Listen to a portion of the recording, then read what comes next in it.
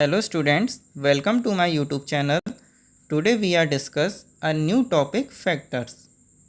अगर आपको मेरी ये वीडियो अच्छी लगे तो इसको लाइक कर दें एंड चैनल को सब्सक्राइब कर दें। अब हम फैक्टर समझते हैं कि फैक्टर्स क्या होते हैं। A factor of a number is a number which divides that number exactly that is without a reminder. इस डेफिनेशन का मतलब ये हुआ किसी भी नंबर के फैक्टर वो नंबर होते हैं जो उस नंबर को पूरी तरीके से डिवाइड कर दें बिना किसी रिमाइंडर के। ठीक है, जैसे एग्जांपल है फैक्टर्स ऑफ 15। हमें 15 के फैक्टर्स लिखने हैं। इसका मतलब ये है कि 15 किस नंबर की टेबल में आता है या 15 को कौन से नंबर डिवाइड कर सकते हैं। ठीक है, तो हमने देखा जब हमने 15 के फैक्टर्स निकाले तो कौन कौन से फैक्टर आए, 1, 3, 5 एंड 15। ये 4 नंबर हैं जो 15 को पूरी तरीके से डिवाइड कर रहे हैं। ठीक है, 2 15 को डिवाइड नहीं कर रहा क्योंकि 2 की टेबल में 15 नहीं आता, और अगर हम 2 से डिवाइड करेंगे तो रिमाइंडर 1 बचेगा। ठीक है, जैसे अगर मैं 2 का डिवाइड करूं तो 2 7 जो कितना होगा 14, रिमाइंडर कितना बचा 1। बट डेफिनेशन के अकॉर्डिंग रिमाइंडर नहीं बचना चाहिए, इसलिए 2 फैक्टर नहीं है। तो डेफिनेशन क्या हुई, किसी भी नंबर के फैक्टर, किसी भी नंबर का मतलब जैसे 15 के फैक्टर, ये वो नंबर होते हैं 1, 3, 5 एंड 15। ये ऐसे नंबर हैं जो 15 को पूरी तरीके से डिवाइड कर रहे हैं बिना किसी रिमाइंडर के। ठीक है, ये हो गया आपका फैक्टर्स। अब इसकी कुछ प्रॉपर्टीज़ भी हैं। वो प्रॉपर्टीज़ क्या हैं वो आप देखो। फर्स्ट प्रॉपर्टी है 1 is the factor of every number and it is the smallest factor of that number. इस प्रॉपर्टी का मतलब ये है कि 1 सभी नंबरों का फैक्टर होता है और साथ ही साथ वो उस नंबर का स्मॉलेस्ट फैक्टर होता है। जैसे अगर मैं 10 के फैक्टर्स लिखूं, ठीक है, 10 को कौन कौन से नंबर डिवाइड कर सकते हैं या 10 किन नंबरों की टेबल में आता है, तो एक 1 हो गया, 2 से भी 10 डिवाइड हो जाएगा, 3 से नहीं होगा, ना 4 से होगा, ठीक है, 5 से हो जाएगा एंड लास्ट 10। तो ये 10 के फैक्टर हो गए 1, 2, 5, 10। इसमें आप देखोगे 1 आ रहा है। ठीक है, हमने जब 15 के फैक्टर्स देखे थे उसमें भी 1 आ रहा था। तो क्या मतलब हुआ कि 1 जो है वो सभी नंबरों का फैक्टर होगा और वो उस नंबर का स्मॉलेस्ट फैक्टर भी होगा। ठीक है, अगर मैं बात करूं कि 10 का स्मॉलेस्ट फैक्टर कौन सा है तो वो 1 है। अगर यहाँ 10 की जगह 9 होता, अगर हम 9 के फैक्टर लिखते तो उसमें भी 1 आता, तो 9 का भी स्मॉलेस्ट फैक्टर क्या होता, 1 होता। ठीक है, सेकंड प्रॉपर्टी है every non zero number is a factor of itself and it is the greatest factor of itself. Every non zero number, जितने भी नॉन ज़ीरो नंबर हैं, सभी नॉन ज़ीरो नंबर मतलब ज़ीरो के अलावा 1, 2, 3, 4, 5, 6 एट्सेट्रा, मतलब zero नहीं हो, तो ये सभी नंबर जो हैं वो अपने के फैक्टर होते हैं, वो खुद के फैक्टर हैं, साथ ही साथ वो ग्रेटेस्ट फैक्टर हैं। जैसे अगर हम 8 के फैक्टर निकालें तो कौन से आएंगे, 1, 2, 4 एंड 8। ये 8 के फैक्टर्स हो गए। तो आप देखोगे 8 यहाँ भी आ रहा है, 8 यहाँ भी आ रहा है। हम 8 के फैक्टर्स की बात कर रहे हैं और फैक्टर्स में भी 8 आ रहा है। तो इस प्रॉपर्टी का मतलब यही हुआ कि हर एक नंबर खुद का फैक्टर होता है, साथ ही साथ वो ग्रेटेस्ट फैक्टर भी होता है। ठीक है, वो खुद का ग्रेटेस्ट फैक्टर भी होता है। क्वेश्चन इसमें ऐसे बहुत आ सकते हैं कि आपको किसी नंबर के फैक्टर निकालने को दे दिए और ये पूछ लिया कि इस नंबर में स्मॉलेस्ट फैक्टर कौन सा है और ग्रेटेस्ट कौन सा है। तो स्मॉलेस्ट फैक्टर कौन सा है 1 और ग्रेटेस्ट कौन सा है 8। 8 की जगह अगर कोई भी नंबर होता तो उसका स्मॉलेस्ट फैक्टर क्या होता 1 और ग्रेटेस्ट फैक्टर क्या होता वो नंबर खुद। ये बात आपको ध्यान रखनी है। नेक्स्ट प्रॉपर्टी है every factor of a non zero number is either less than और equal to the given number. Non zero number अब आपके समझ में आ गया होगा ज़ीरो के अलावा, ठीक है। तो जितने भी ये नंबर हैं, चाहे हम 20 लें, चाहे 22 या 18, 15, इनके जो फैक्टर्स आते हैं वो या तो इनसे छोटे होते हैं या फिर इनके बराबर। ये बात आपको ध्यान रखनी है। जैसे 20 के मैंने फैक्टर्स निकाले तो क्या आए 1, 2, 4, 5, 10 एंड 20। ये 20 के फैक्टर्स हैं, ठीक है। तो आपने यहाँ नोटिस किया कि ये जितने भी ये फैक्टर्स आए हैं ये या तो 20 से छोटे हैं, मतलब लेस देन है, या फिर 20 के बराबर हैं, ठीक है। अगर हम किसी भी नंबर के फैक्टर्स निकालते हैं तो वो फैक्टर उस नंबर से लेस देन आएंगे या फिर उसके बराबर आएंगे, इक्वल आएंगे। नेक्स्ट प्रॉपर्टी है every non zero number has a limited या फाइनाइट नंबर ऑफ फैक्टर्स। सभी नंबरों के लिमिटेड नंबर्स के फैक्टर्स होंगे, ठीक है। ऐसा नहीं है कि उसके अनलिमिटेड हो, हम कितने भी निकाल सकते हैं फैक्टर्स, ऐसा नहीं होता। जैसे मुझे 6 के फैक्टर निकालने हैं तो 6 के फैक्टर कौन से हैं 1, 2, 3 एंड 6। 6 के फैक्टर सिर्फ ये 4 ही हैं, ऐसा नहीं है कि इनके अलावा और भी हो सकते हैं, एक लिमिटेड नंबर्स में होते हैं, ठीक है। इन चारों के अलावा 6 का कोई भी फैक्टर नहीं होगा। Next, 0 is not a factor of any number because division of 0 is meaningless। 0 किसी भी नंबर का फैक्टर नहीं हो सकता क्योंकि 0 किसी भी नंबर को डिवाइड नहीं कर सकता, वो एक मीनिंगलेस है, ठीक है।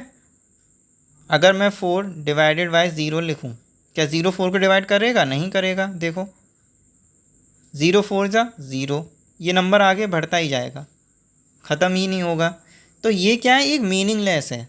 0 किसी भी नंबर को डिवाइड नहीं कर सकता, इसलिए 0 फैक्टर नहीं होता।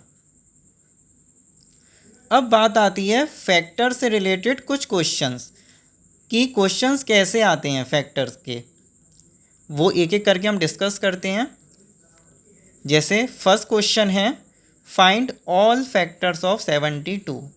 हम इतनी देर से जो फैक्टर्स निकाल रहे थे, चाहे 18 के, 20 के, 15 के या 6 के, वो जो हम फैक्टर्स लिख रहे थे वो हम कैसे फाइंड कर रहे थे, उनको फाइंड करने का क्या मेथड है, क्या सॉल्यूशन है। तो उसके लिए क्वेश्चन नंबर फर्स्ट है, जैसे फाइंड ऑल फैक्टर्स ऑफ 72। हमें 72 के फैक्टर्स फाइंड करने हैं कि 72 किन नंबरों से डिवाइड हो जाएगा या 72 किन किन नंबरों की टेबल में आता है, ठीक है। अब इसके लिए हमें काफ़ी सोचना पड़ जाएगा, तो इसके लिए एक छोटी सी ट्रिक है। उसके लिए आपको पहले ये स्क्वायर जो लिखे हैं मैंने 1 से लेके 10 तक, वो आपको याद करने हैं, या फिर आप जब ये क्वेश्चन सॉल्व करें फैक्टर्स के तो इन स्क्वायर्स को आप साइड में लिख लें। स्क्वायर क्या होते हैं? किसी भी नंबर का स्क्वायर का मतलब ये हुआ कि उस नंबर का मल्टीप्लाई उसी में हो रहा है।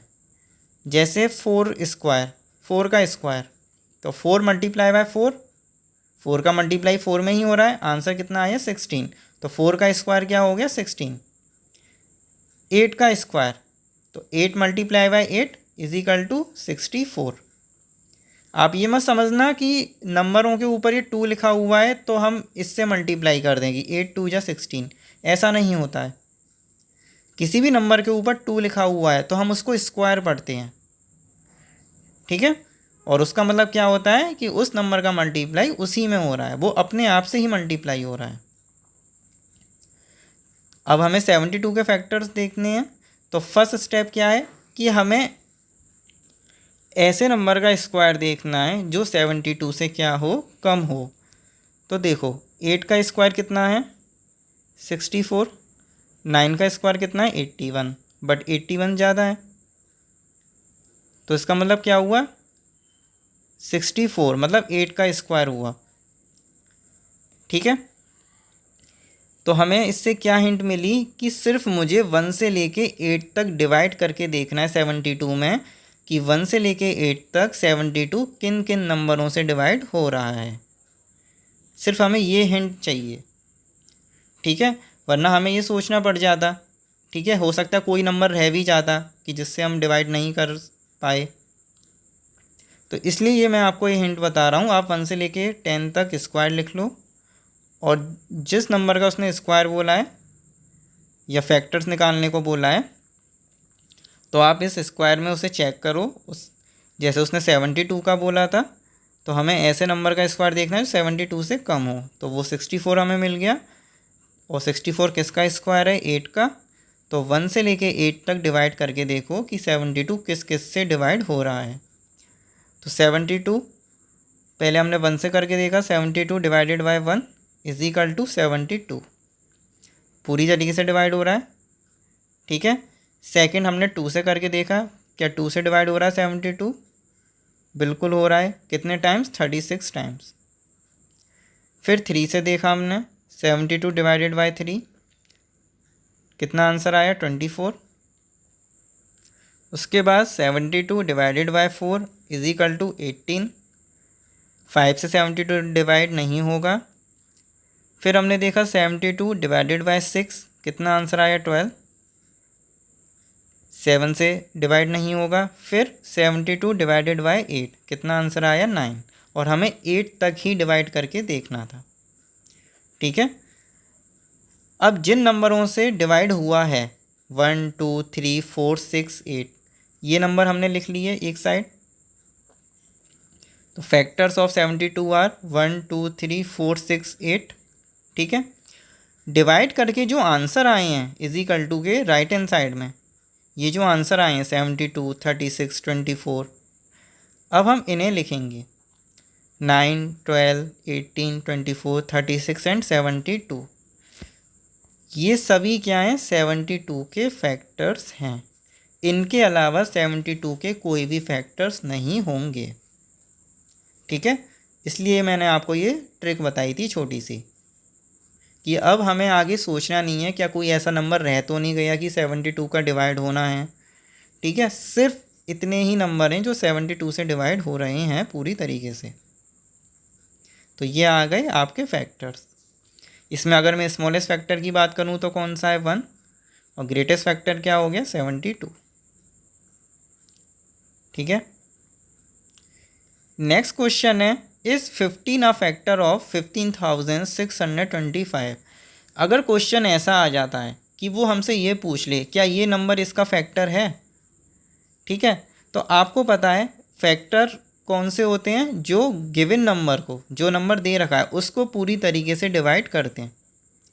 ठीक है, तो अगर वो क्वेश्चन में हमसे ऐसा कुछ पूछ लेता है क्या ये नंबर इस नंबर का फैक्टर है, तो हम सिंपली क्या करेंगे डिवाइड करके देख लेंगे।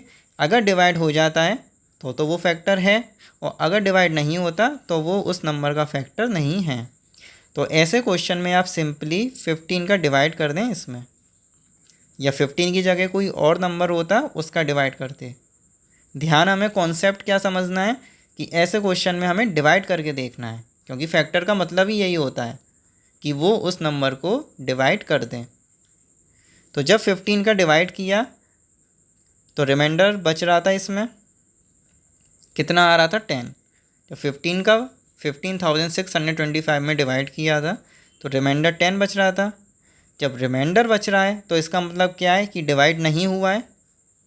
ठीक है ना, डेफिनेशन में क्या था कि रिमाइंडर नहीं बचना चाहिए, बट इसमें रिमाइंडर बच रहा है, तो इसलिए हम आंसर में क्या लिखेंगे, since 15 does not divide 15,625 exactly, so 15 is not a factor of 15,625। इस लाइन का मतलब ये हुआ कि 15 ने 15,625 को डिवाइड नहीं किया है, इसलिए 15,625 का फैक्टर नहीं है। ठीक है। Next question, is 3 a factor of 78? वही सेम क्वेश्चन है, क्या 3 फैक्टर है 78 का? तो इसे चेक करने के लिए हम क्या करेंगे, डिवाइड। जब 3 का डिवाइड किया 78 में, 3 2 जा 6, 1 बचा, हमने 8 लिखा, 3 6 जा 18 और 18 माइनस 18 0।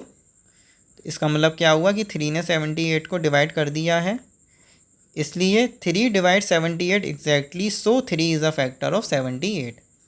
अगर डिवाइड हो जाता है तो वो उसका फैक्टर है, अगर डिवाइड नहीं होता तो वो उसका फैक्टर नहीं है।